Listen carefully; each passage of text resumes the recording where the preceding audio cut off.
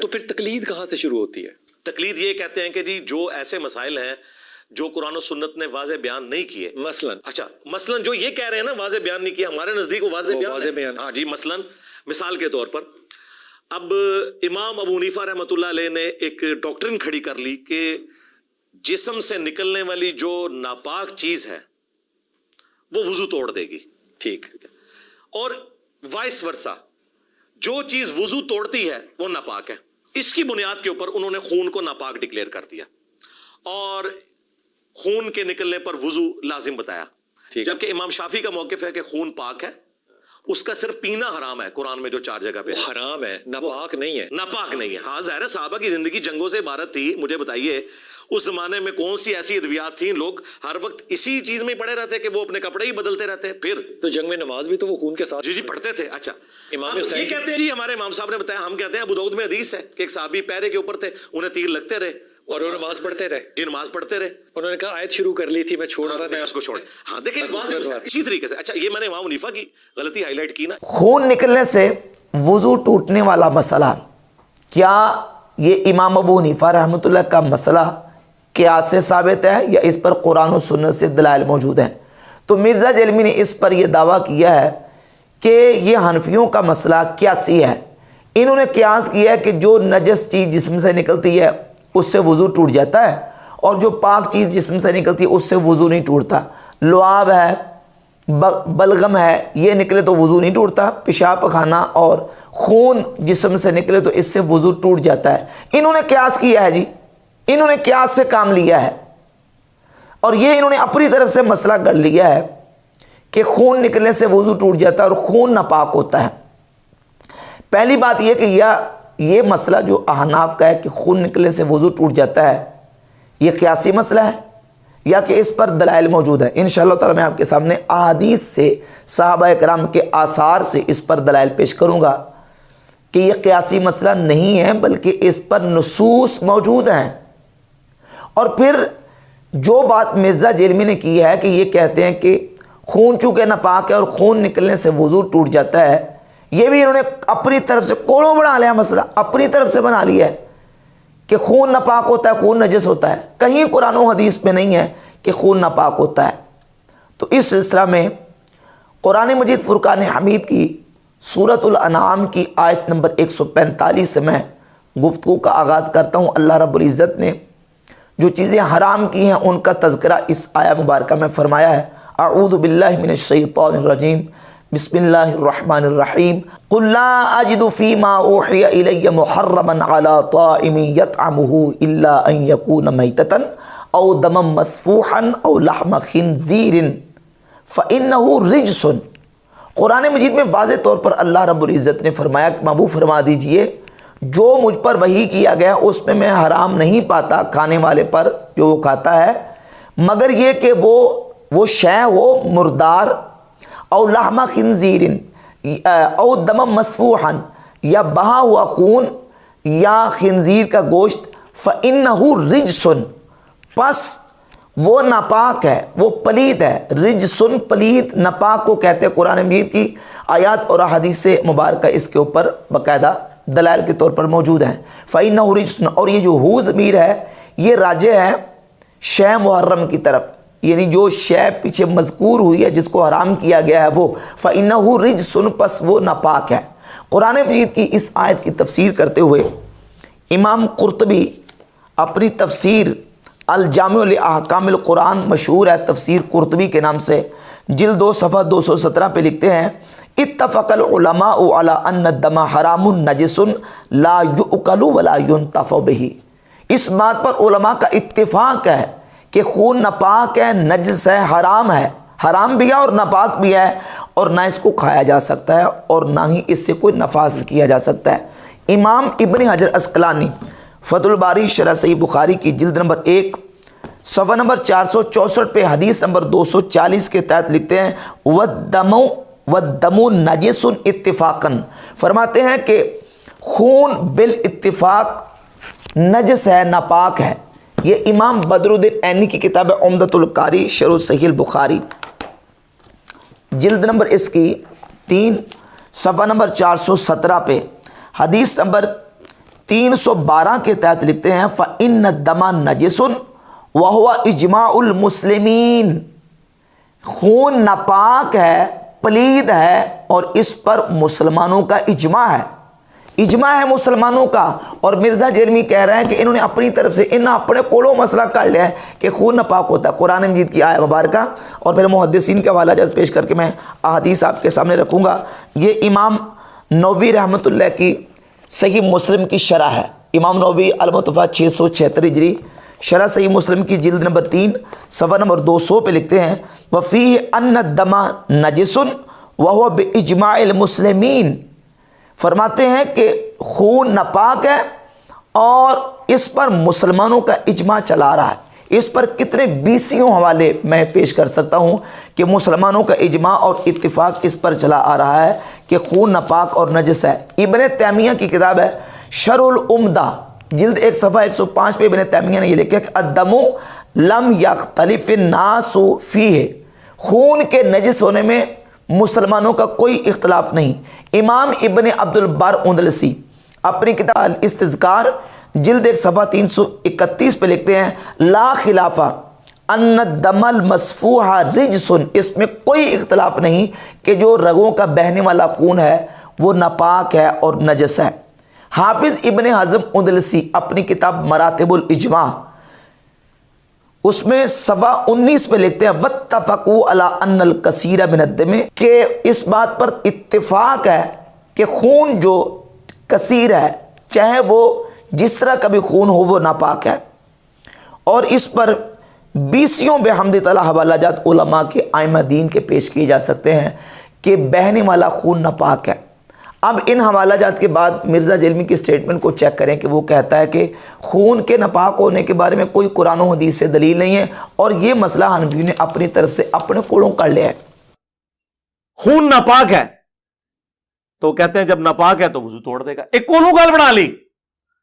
یہ مسئلہ ہی غلط ہے کہ خون ناپاک ہے، اپنی طرف سے بنا لی ہے۔ اس کے بعد احادیث پاک موجود ہے، صحیح بخاری کے اندر 227 نمبر حدیث ہے، نبی پاک صلی اللہ علیہ وآلہ وسلم کی بارگاہ اقدس میں ایک عورت آئی، انہوں نے آ کے عرض کی یا رسول اللہ، حیض سے کپڑے خون سے آلودہ ہو جاتے ہیں تو اس کا کیا کیا جائے؟ 227 نمبر صحیح بخاری کی حدیث ہے، نبی پاک صلی اللہ علیہ وآلہ وسلم نے فرمایا تحسہ ثم تقرصہ بالماء، پہلے تو اس کو کھرچ دے، پھر اس کو پانی کے ساتھ رگڑ، اور پھر اس کو پانی کے ساتھ دھو ڈال، اور پھر تو اس کپڑے کے اندر نماز پڑھ جس کپڑے کو خون لگ گیا ہے۔ اس حدیث کے اوپر امام بخاری رحمۃ اللہ علیہ نے باب قائم کیا، باب غسل الدم،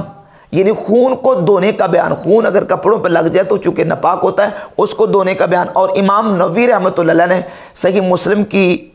تبویب میں اس کا باب قائم کیا، باب نجاست الدم و کیفیت غسلہ، یعنی خون کو دھونے کی اور اس کی خون کی نجاست کا بیان اور اس کو دھونے کی کیفیت کا بیان۔ یہ کتاب ہے کتاب الام، امام محمد بن ادریس شافعی رحمۃ اللہ علیہ کتاب الام کی جلد نمبر 1 صفحہ نمبر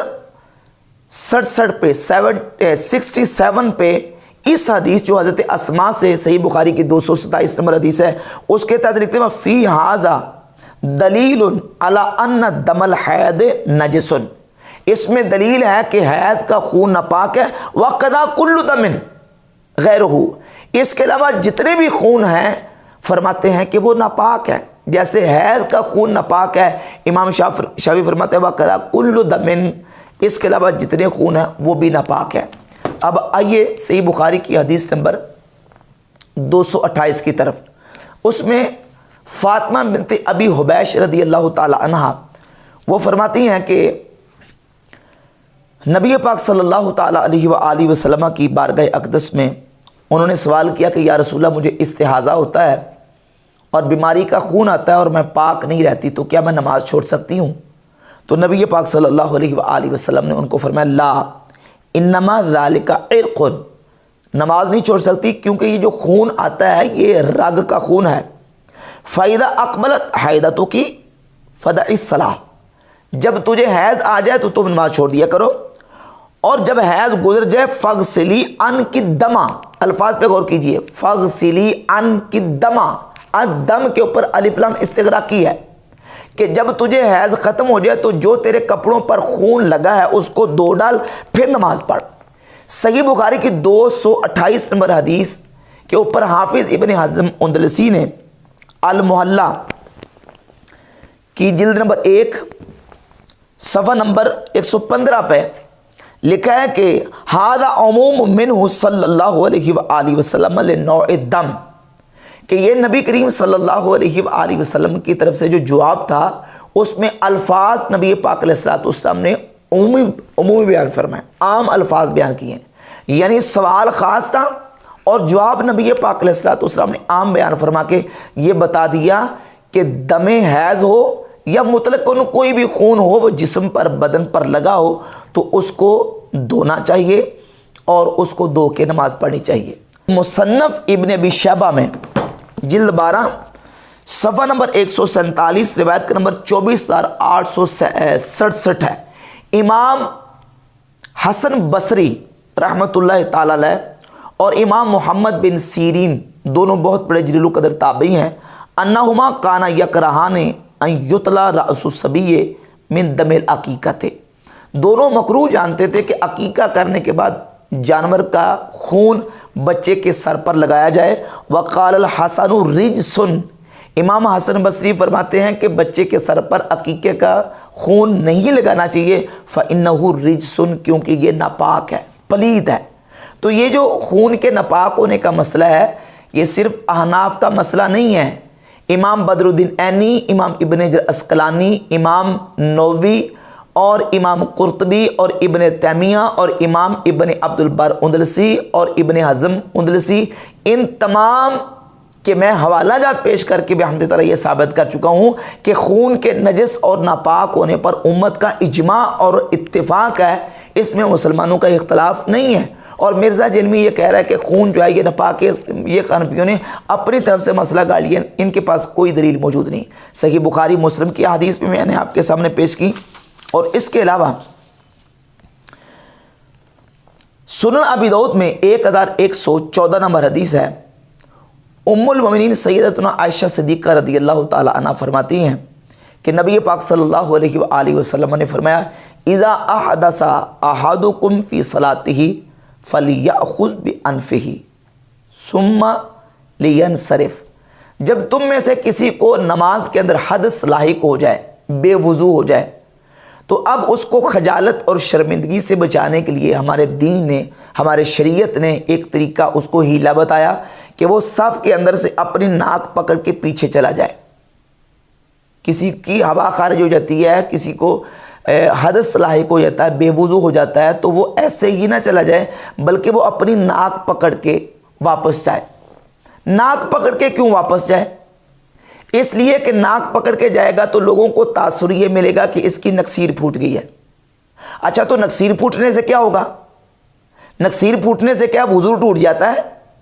کیا نکسیر پھوٹنے سے کچھ ہوتا ہے؟ کچھ ہوتا ہے تو تبھی تو شریعت نے یہ ہیلا بتایا ہے۔ نکسیر پھوٹنے سے کوئی ضابطہ مسلمہ کوئی مسلمانوں کے ہاں ہے،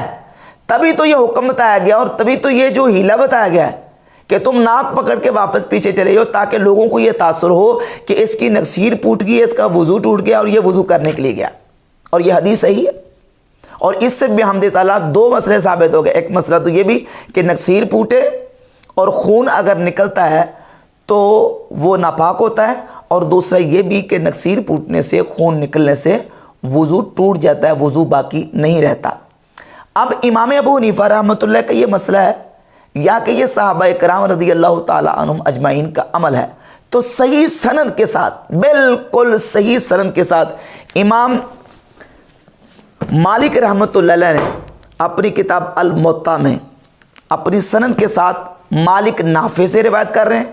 اور نافع ڈائریکٹ عبداللہ ابن عمر رضی اللہ تعالیٰ عنہما سے حدیث بیان کرتے ہیں کہ سیدنا عبداللہ ابن عمر رضی اللہ تعالیٰ عنہما اذا رعفا انصرفا، جب ان کی نکسیر پھوٹ جاتی نماز میں تو وہ واپس چلے تھے، فتودع ثم رجع فبنا ولم يتکلم، نکسیر پھوٹتی, واپس جاتے, جا کے وضو کرتے اور وضو کر کے دوبارہ واپس آتے, اور اگر کلام نہیں کیا ہوتا تھا درمیان میں تو اسی جگہ پہ آ کے نماز کی بنا کرتے تھے, نماز کو وہیں سے شروع کرتے تھے. یہ سیدنا عبداللہ ابن عمر رضی اللہ تعالیٰ کا موقف سند صحیح کے ساتھ, یہی حدیث مصنف عبدالرزاق میں, اور یہی حدیث جو ہے وہ امام بہقی اپنی کتاب السنن الکبریٰ للبہقی میں اس کو لے کے ہیں, جلد نمبر 2 صفحہ نمبر 256, حدیث نمبر 3384, اور کہتے ہیں ھذا عن ابن عمر صحیح, یہ عبداللہ ابن عمر رضی اللہ تعالیٰ عنہ سے حدیث صحیح ہے. وقد روی عن علی رضی اللہ عنہ, اور مولا علی رضی اللہ تعالیٰ عنہ سے بھی یہی روایت کیا گیا ہے کہ وہ بھی یہ کہتے ہیں کہ ناک پکڑ کے بندہ باہر چلا جائے. اور وہ کہاں روایت کیا گیا؟ یہ امام بخاری مسلم کے دادا استاذ ہیں, ان کی کتاب ہے مصنف عبدالرزاق, اور جلد نمبر 2 صفحہ نمبر 338, اور حدیث کا نمبر ہے 3606. مولا علی فرماتے ہیں جس کو نماز کے اندر حدث لاحق ہو جائے, اور رعافن یا اس کی نکسیر پھوٹ جائے, او قیعن یا اس کو قے آ جائے, فلینصرف وہ لوٹ جائے اور اپنے ہاتھ کو اپنے ناک کے اوپر رکھے, فلیتودع اور جا کے وضو کرے, فإن تکلم استقبلا اگر اس نے درمیان میں کلام کیا ہے تو پھر نئے سرے سے نماز کو شروع کرے, وإلا اعتد بما مضى اور اگر کلام نہیں کیا تو وہاں سے نماز کی بنا کرے. جس کو مرزا جرمی دھوکہ قرار دے رہا, حنفیوں کا دھوکہ ہے. اگر خون نکلنے سے وضو کے ٹوٹنے کا مسئلہ یہ دھوکہ ہے تو نعوذ باللہ تعالیٰ یہ دھوکہ مولا علی دے رہے ہیں, نعوذ باللہ تعالیٰ یہ عبداللہ بن عمر دھوکہ دے رہے ہیں, الیاذ باللہ تعالیٰ. جبکہ امام ابو حنیفہ رحمۃ اللہ کا جو موقف اور مسئلہ بحمد تعالیٰ احادیث اس پر موجود ہے, آثار صحابہ موجود ہیں. یہ تو وہ عبداللہ بن عمر کی حدیث صحیح حدیث ہے جس کو امام بہقی کہہ رہے ہیں کہ یہ حدیث صحیح ہے, اور متعدد کتابوں کے اندر موجود ہے کہ عبداللہ ابن عمر رضی اللہ تعالیٰ عنہما وہ نماز میں اگر ان کی نکسیر پھوٹ جاتی تھی, خون نکل آتا تھا, تو وہ پھر اس کو دھو ڈالتے تھے اور وضو کر کے نماز پڑھتے تھے. اور اس سلسلہ میں ایک روایت سنن ابن ماجہ میں 1221 نمبر روایت موجود ہے, اگرچہ اسلام 360 ایپ میں اس کو ضعیف قرار دیا گیا ہے, اور اس میں اسماعیل بن عیاش کے اوپر جرا لکھی ہے. البتہ وہ حدیث سن لیں ذرا. مرزا کہتا ہے حدیث ہی کوئی نہیں, ان کے پاس دلیل ہی کوئی نہیں, حدیث سن لیں ذرا. نبی پاک صلی اللہ علیہ وآلہ وسلم نے فرمایا من اصاب قیء اور رعاف,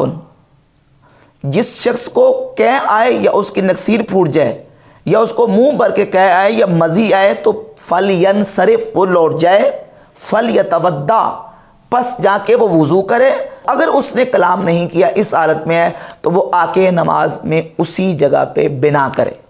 عبداللہ بن عمر کا عمل ساتھ میں لائیں, اور یہ حدیث جس کو البانی وغیرہ نے ضعیف قرار دیا ہے اس حدیث کو بھی ساتھ میں لیں. ابھی آثار آئیں گے دیگر, سیدنا ابو سعید خدری رضی اللہ تعالیٰ سے, عبداللہ ابن عباس رضی اللہ تعالیٰ عنہ سے, حضرت سیدنا مسور بن مخرمہ رضی اللہ تعالیٰ عنہ سے, اور ان کے علاوہ سیدنا عائشہ صدیقہ رضی اللہ تعالیٰ, حضرت ابو ہریرہ رضی اللہ تعالیٰ عنہ, اور ابو دردہ, حضرت سبحان رضی اللہ تعالیٰ عنہ, ان تمام صحابہ سے آثار موجود ہیں, روایات موجود ہیں. اگرچہ ان تمام روایات کے اندر کچھ ضعف موجود ہے, کچھ راوی کمزور ہیں, لیکن یہ تمام آثار اور احادیث مرفوعہ موقوفہ اور ایک صحیح سند کے ساتھ مرسل روایت مصنف عبدالرزاق کی جلد نمبر 2 صفحہ نمبر 341 پہ حدیث نمبر 3618 امام ابن جریج اپنے والد سے روایت کرتے ہیں, اور وہ رسول اللہ صلی اللہ علیہ وسلم سے حدیث بیان کرتے ہیں کہ نبی پاک صلی اللہ علیہ وآلہ وسلم نے فرمایا جب تم میں سے کسی شخص کو نماز کی حالت میں اس کی نکسیر پھوٹ جائے یا اس کو منہ بھر کے قے آ جائے تو اس کو دھو ڈالے, یا وہ مزی پائے, فلینصرف فلیتودع اسے چاہیے کہ پس وہ لوٹ جائے اور جا کے وضو کرے اور واپس آئے اور وہیں سے بنا کرے جہاں سے اس نے نماز کو چھوڑا ہے اگر اس نے درمیان میں کلام نہیں کیا. اب یہ جو روایت ہے مصنف عبدالرزاق کے اندر یہ روایت مرسل ہے, اور احناف کے ہاں, امام مالک کے ہاں اور امام شافعی رحمۃ اللہ کے ہاں کچھ شرائط کے ساتھ مرسل حدیث حجت ہوتی ہے, اس کو بطور دلیل پیش کیا جاتا ہے, اور اس مرسل کو ہمارے احناف کے ہاں حجت مانا گیا, اور اس پر دیگر بحمد تعالیٰ میں نے احادیث اور روایت اور دلائل بھی اس پر پیش کیے. اور پھر اس کے علاوہ دیگر اور بہت ساری احادیث اور روایت, بلکہ امام دارقطنی نے سنن دارقطنی میں تو ایک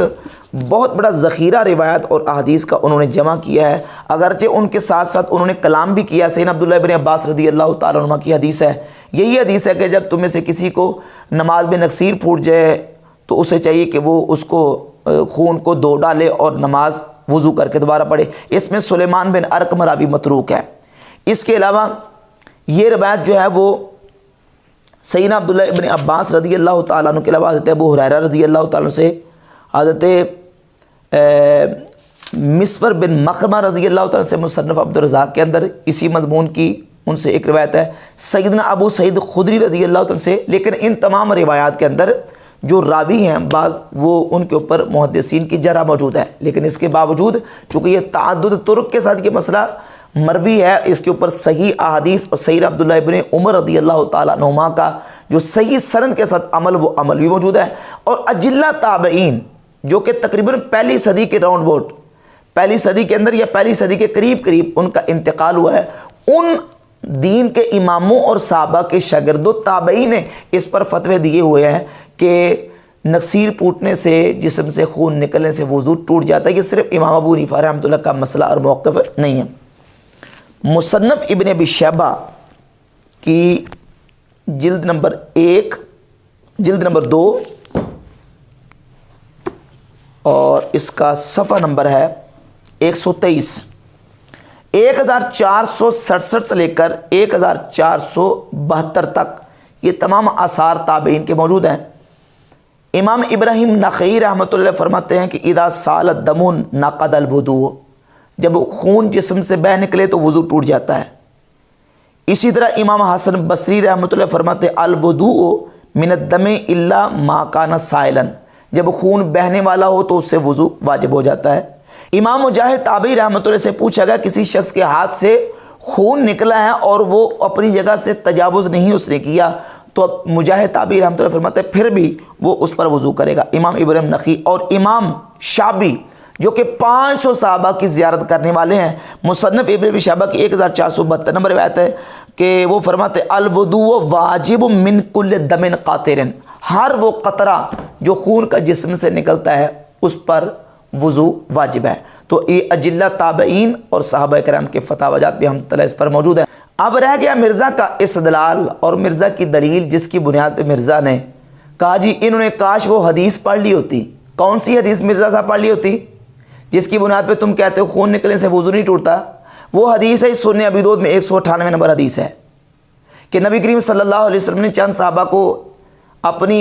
سیکورٹی کے لیے مامور کیا تھا اور ان صحابہ کو مشرکین کی طرف سے تیروں کے زخم لگایا گیا اور انہوں نے زخموں کی حالت میں نماز پڑھی ہے، ان کا خون نکل رہا تھا، لہذا ثابت ہو گیا کہ خون نکلنے سے وضو نہیں ٹوٹتا۔ اب جس روایت کی تم پڑھنے کی دعوت دے رہے ہو، ائمہ محدثین نے یہ روایتیں پڑھی ہوئی تھیں۔ کیوں؟ اس لیے کہ یہ جو روایت ہے سنن ابی داؤد اور مسند احمد بن حنبل کی، اس روایت کا مرکزی راوی ہے عقیل بن جابر بن عبداللہ۔ عقیل بن جابر بن عبداللہ کا سٹیٹس کیا ہے؟ یہ امام ذہبی کی کتاب المغنی فی الضعفاء، المغنی فی الضعفاء جلد نمبر 2 اور صفحہ نمبر 65 پہ ترجمہ 4160 ہے۔ امام ذہبی عقیل بن جابر بن عبداللہ کے بارے میں لکھتے ہیں عقیل بن جابر بن عبداللہ الانصاری عن ابیہ فیہ جہالت، یہ عقیل بن جابر جو ہے اس میں جہالت ہے، مجہول راوی ہے۔ یہ ہے سٹیٹس عقیل بن جابر بن عبداللہ کا، اور یہ الجرح و تعدیل ہے امام ابن ابی حاتم کی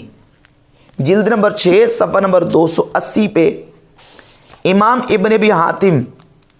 اپنے والد امام ابو حاتم سے بیان کرتے ہیں سمیت ابی یقول، میں نے اپنے والد ابو حاتم سے سنا، وہ کہہ رہے تھے، وہ فرماتے ہیں کہ عقیل بن جابر لا عارفہ، یہ جو عقیل بن جابر ہے سنن ابی داؤد کی 198 نمبر حدیث کا راوی، حضرت جابر رضی اللہ عنہ کا بیٹا، جن کی روایت کتب ستہ میں صرف ایک روایت ہے سنن ابی داؤد کی 198 نمبر اور ایک مسند احمد بن حنبل میں اس کا یہی طریقہ ہے۔ یہ امام ابو حاتم کہتے ہیں لا عارفہ، میں اس کو نہیں جانتا، مجہول راوی ہے۔ یہ ہے سٹیٹس اس روایت کا جس ایک اکلوتی روایت کی وجہ سے مرزا جلمین تمام دلائل کو بائی پاس کر کے احناف کے خلاف پراپوگنڈا کر رہا ہے کہ یہ ان کے پاس دلیل کوئی نہیں ہے، قیاس سے مسئلے ثابت کرتے ہیں، اور بحمد تعالیٰ ہمارے پاس صحابہ کرام کے آثار موجود ہیں، احادیث مرسلات موجود ہیں، نبی پاک صلی اللہ تعالیٰ علیہ وسلم کی جو نا وہ مرفوع احادیث موجود ہیں۔ اب رہے گی وہ جو مرفوع احادیث ان کے بارے میں محدثین کلام کیا جو وہ ضعیف ہے، تو یہ منہج کا اختلاف ہے۔ البانی صاحب کے بارے میں بھی میں نے سنا ہے کہ انہوں نے صحیح مسلم کی کوئی 12 روایتوں کے ساتھ اختلاف 30 سے اوپر ضعیف کرا دی انہوں نے، لیکن بعد میں رجوع کیا انہوں نے؟ نہیں کیا ہے۔ وہ مرتے مرتے بھی شیخ البانی کی جو ہے نا اس کی امام بخاری رحمۃ اللہ علیہ کی صحیح بخاری، اس میں سے کئی روایتوں کو ضعیف کرا دے گئے مرتے مرتے۔ اچھا، وہ وجہ کیا تھی؟ سلسلہ ان کی منہج کی غلطی ہے، خامی ہے منہج نہیں، دوسری بخاری 2 گتوں کے درمیان جو کچھ لکھا ہے وہ صحیح ہے؟ نہیں نہیں، یہ عام لوگوں کو نہیں پتا، ہمارے سلفی بھائیوں کو بھی۔ ہم یہ تو نہیں کہتے کہ بعض کی ائمہ کا منہج خراب تھا، ہم یہ کہتے ہیں امام ابو حنیفہ نے، امام مالک نے جن احادیث سے استدلال کیا ان کے نزدیک یہ احادیث صحیح تھیں، ان کے نزدیک یہ احادیث آثار صحابہ کے مطابق تھیں، تابعین کے عمل اور تابعین کے فتوے کے مطابق تھیں، تو انہوں نے ان احادیث کو قبول کر کے ان کے مطابق عمل کیا ہے۔ اگر بعد والے آ کے ان احادیث کو ضعیف قرار دیتے ہیں، ہم یہ نہیں کہتے کہ منہج کی خرابی ہے، ہم کہتے ہیں ان کے منہج کا اختلاف ہے، منہج کا اختلاف ہے۔ پہلے صدی کے دوسری صدی کے ائمہ کے نزدیک وہ احادیث صحیح ہیں، بعد والوں تک وہ پہنچی تو انہوں نے ان کو اپنے منہج کے اختلاف کی بنیاد پہ ضعیف قرار دیا، تو یہ منہج کا اختلاف ہے جس کی بنیاد پہ احادیث صحیح بھی ہوتی ہیں، احادیث ضعیف بھی ہوتی ہیں۔ جس طرح کہ صحیح مسلم کے اندر کتنی احادیث وہ ہیں، دور نہ جائیں 2750 نمبر حدیث ہے، عبداللہ بن معبد الزمانی کا سیدنا حضرت جابر رضی اللہ تعالیٰ عنہ سے، عبداللہ بن معبد الزمانی کا حضرت ابو قتادہ رضی اللہ تعالیٰ عنہ سے سماع کا مسئلہ۔ امام بخاری کے نزدیک عبداللہ بن معبد الزمانی کا حضرت ابو قتادہ سے سماع ثابت نہیں ہے، ان کے نزدیک یہ حدیث ضعیف ہے، اور امام مسلم رحمۃ اللہ علیہ کے نزدیک یہ حدیث صحیح ہے، اس لیے تو وہ لے کے ہیں۔ اور پھر دوسرا یہ ہے کہ منہج کا اختلاف ہے، راوی کا مروی عنہ سے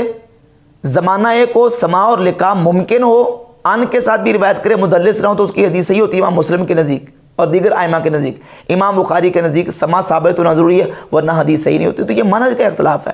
اس منہج کے اختلاف کی بنیاد پہ بعد والے ائمہ نے بعض احادیث کو ریجیکٹ کر دیا، قبول نہیں کیا، ضعیف قرار دیا، اور جو پہلے ائمہ تھے پہلی صدی کے دوسری صدی کے ان احادیث کو صحیح قرار دیتے تھے۔